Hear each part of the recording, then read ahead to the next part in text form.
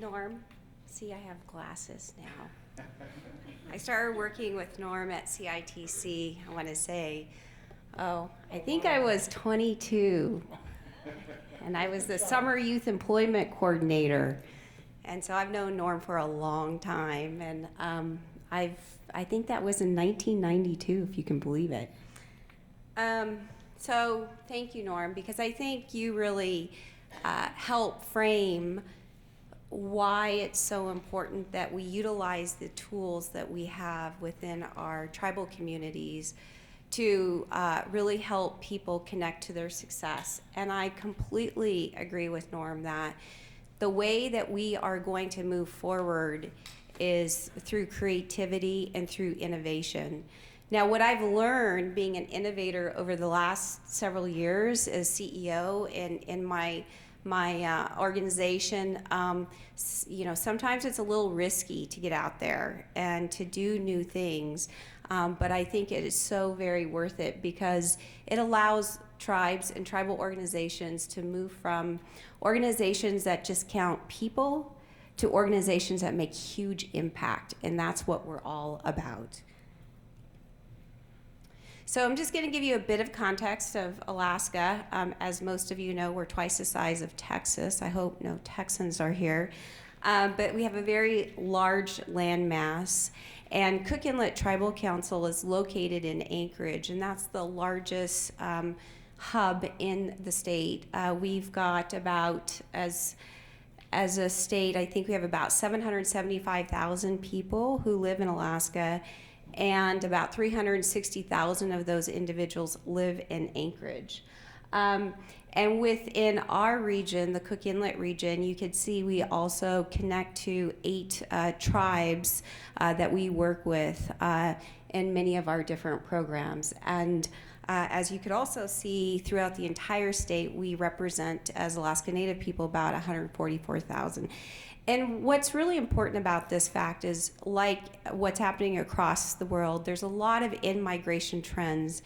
As people do not have the opportunities living in rural Alaska, maybe to send their kids to school or to get a meaningful job, many of those individuals now are moving into urban areas.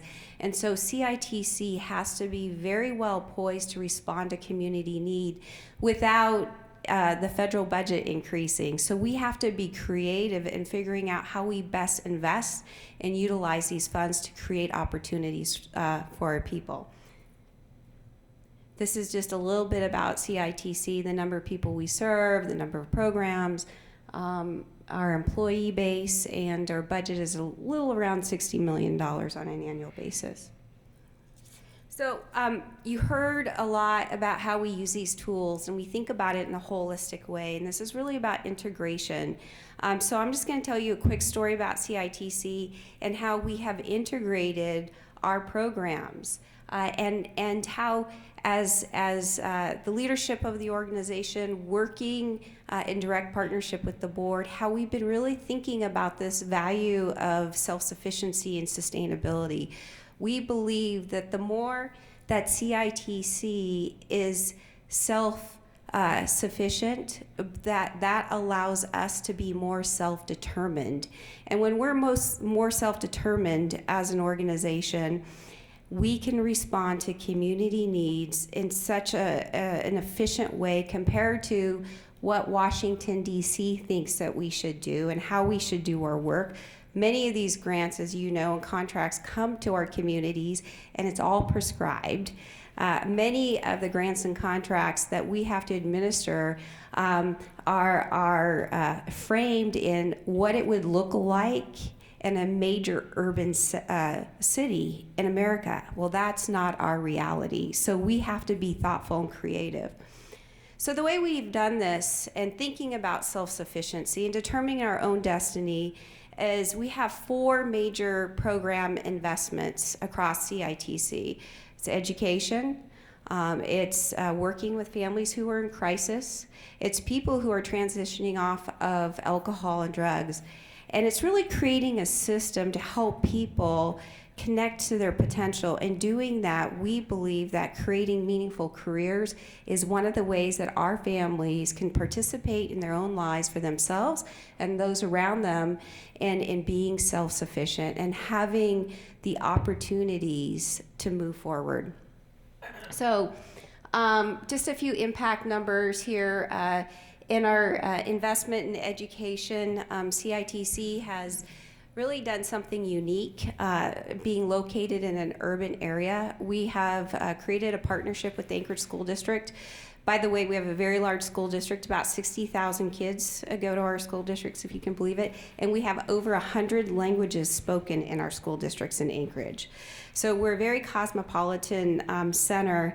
And what we have done is we have leveraged our funds, like you heard Norm speak about, and make investments where we hire teachers. They work alongside of Anchorage School District teachers, and we focus on offering STEM classes. So that's in science and math and English. And the reason why we've done this is because what we've realized is a lot of our kids who come in from rural Alaska, or kids who live in the city, they go in and they see a counselor, and a counselor doesn't see them for who they are, they just see them. And so they think they already know their story, and they don't stretch these young people. And we believe by our investment, having our own teachers, creating our own classrooms, that the young people who are involved in our classes are much more challenged, and they are able to leverage a peer network approach.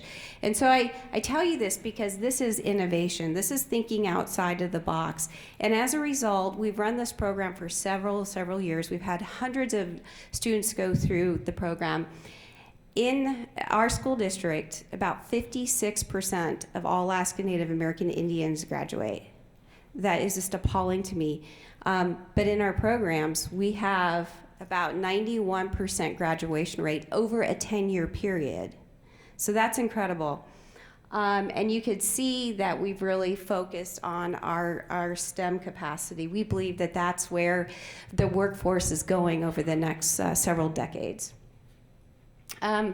Working with families, people who are in major crisis need a lot of case management services, but these families, they also need jobs. They need meaningful opportunities. And so this is a number over the past 5 years that we've worked to reunify 400 families. And we have a huge focus on intensive case management within CITC, really working with the individual to get not only the training that they need, but also the support service. And you could see 120 of those families avoided foster care, and we continue to expand all of our offerings to families who are in crisis. Recovery services, this is a huge need in our community, like most communities across the nation. It's becoming more complex. And a lot of the individuals that go through our inpatient, outpatient detox services, at the end of that journey, they need jobs. They need stable housing. And so here again, we really think about how we engage people up front, take them through the whole continuum, and after 6 months that they leave CITC services, they get a follow-up call to check in on them. We continue to keep connected to them through various networks, sobriety networks. And so we have really done, I think, a good job of creating networks of support for people, but this is something that we all can do a bit better in. So it all leads to self-sufficiency. And over the last 5 years, we connected 4,000 Alaska Native American Indians to employment opportunities across the state of Alaska, regardless of industry. This next bullet here is increasing the average wage. So I told you we're trying to move from an organization of outputs to an organization of impact. So, all right, great, we connected 4,000 of our people to jobs, but what does that mean? How has that impacted people's lives? And so we're really trying to figure out what are those data points that will be game changers in our participants' lives? And how do we hold ourselves accountable as well? Like most communities across the nation, we have hyper focuses in industry that is high growth, and in Alaska, the healthcare industry is high growth, not the oil right now, unfortunately.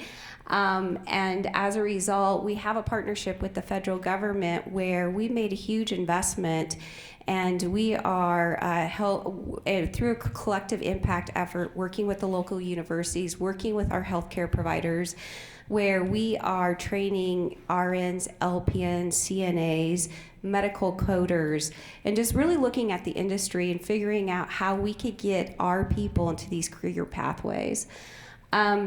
Within that same 5-year period, and as you heard earlier, this is why the Tribal TANF program is so very important to us. We moved 1,800 participants from welfare to work. That is significant. In addition to that, we have a huge wraparound to support them through childcare assistance, through getting their GEDs, through vocational rehabilitation. I mean, we've really completely integrated our approach. So the focus is self-sufficiency in jobs. And as we move forward, we really believe that we need to continue to focus on these wraparound services, that they're very, very important, and that we think it, in all realms of what career job development center can we create at CITC to help our participants wherever they are, whether it's a high-end professional job or where you have young people who are just starting their career. We just finished a sustainability plan that our board approved, and moving forward, this will continue to be a huge focus area for us. In addition to that, we are going to grow our own, and we are going to focus on youth. We really believe that that is, what's going to really help our community achieve the vision that it wants to achieve, is that when we bring the focus to the young people through our various programs. So, and we're doing different things. Norm talked about being innovators. Well, we realize that one of the best things that we do at CITC is create peer groups, and it's peer groups who work alongside of one another. It's our own people. It's each one teach one. And what we said is, well, why not create an opportunity to hire our participants? So people who are coming out of our recovery services, who best knows how to connect with people who are trying to get sober? So we're doing that. And we're actually creating a training program that will allow them to gain the skills that they need, but also have incredible employment opportunities. We call it employees who have lived experiences rather than a college degree. And this also helps us respond to workforce shortages that, will take a little bit more time, but once we scaffold that career pathway, it's going to be really helpful as people develop. And of course, they make the best workforce because they're so grateful and they have the ability to give back. Again, our young people, we just recently brought together utilizing an array of seed money from across CITC, and including 477, where we're focused on connecting to our young people, both through the summer youth program, so those young people who are in high school to the young people who are in colleges and beyond. And so it was so successful this year because we're creating this network. We think of ourselves as a family. Once they're in our family, they're not leaving our family. You know that, in the tribal community. Even when you want to leave the family, you really can't leave the family. But anyway, create this network of young people who truly will be our leaders, and to be really thoughtful of how we engage those young people, to give them leadership opportunities, to give them real work responsibilities when they're with CITC. Now we're moving beyond. We just created a new program in this budget year using 477. We're calling it the apprenticeship investment, and it moves beyond the internship program. And what it does is it's those individuals who might be close to finishing college or a training program, and we see a need within CITC. We're going to bring them in, give them a real job, and at the end of that year, they will have a job. And so we want to model that within CITC and then share that approach with our partners. And you can tell, again, we're just really focused on the STEM area. We also created a Fab Lab. Do you know what a Fab Lab is? It's kind of a place of the next, I'd say, century. It's Star Trek-y, seriously. It's where you bring 3D printers and laser cutters and all of this new technology together, and you create a space for people who can make and who can do. And what we've been able to do is open the first community-based Fab Lab in Anchorage, where we are connecting that into all of our education programs for after-school learning, and using it also as a place for development with our staff. And there are many different ways that we learn. We all know that. And so what we're trying to show people is it doesn't have to be the traditional approach, that a lot of people have a lot to give. So that was something that we were able to do as well.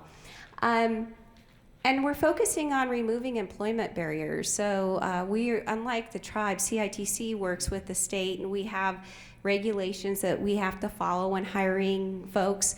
And we are actually, where it is appropriate, we are going after and getting waivers on, what do you call that? The background checks, right? So people who may have had an offense so many years ago, but they have great skill and passion and perfectly should have the opportunity to work for CITC. We're going through that process now, and we're starting to waive some of those, I was looking for the word barrier crimes, that are just ridiculous, and they're holding our people back. And then, of course, along that same line, we've invested in many different social enterprise activities, including a model that was based on a program out of San Francisco called Delancey Street. This is Sean Lute and Athabascan. It means new beginnings.